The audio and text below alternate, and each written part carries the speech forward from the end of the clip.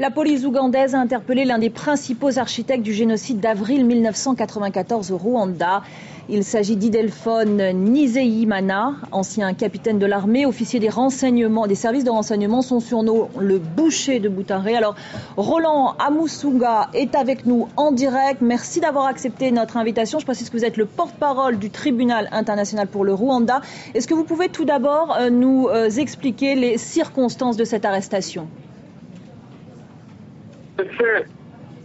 Nizeyimana a été arrêté hier en début d'après-midi par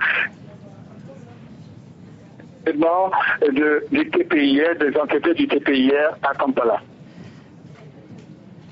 Alors, la liaison est très mauvaise, je ne sais pas si on va pouvoir poursuivre cet entretien. Est-ce que vous pouvez me dire quel a été son rôle dans le génocide ? Non, malheureusement...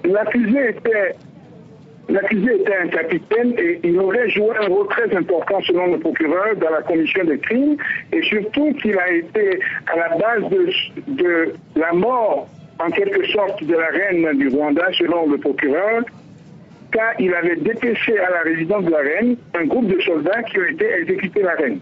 Et ensuite, à plusieurs reprises, le procureur lui reproche d'avoir été à la base de beaucoup de faits et pour cette raison, il a été inculpé de 5 chefs d'accusation, dont des chefs d'accusation de génocide, de complicité de génocide, d'incitation publique et directe à commettre le génocide et de crimes contre l'humanité. Alors, son surnom, c'est le boucher de Butare. Expliquez-nous pourquoi. Qu'est-ce qui s'est passé ?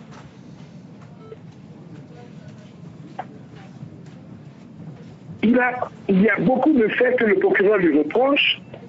Et lorsqu'il a été arrêté, le TPIR a immédiatement réagi et c'est la première fois qu'un pays a pu organiser le transfert d'un accusé qui venait d'être arrêté.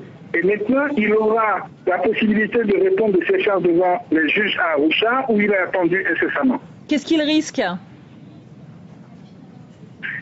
Il risque la peine de prison à vie et le maximum que le TPIR peut prononcer, où il risque carrément l'acquittement si éventuellement il arrivait à démontrer devant les juges qu'il n'est pas l'auteur de ces crimes qui sont allégués compris. Merci Roland Amusunga d'avoir été avec nous, d'avoir répondu à nos questions sur France 24.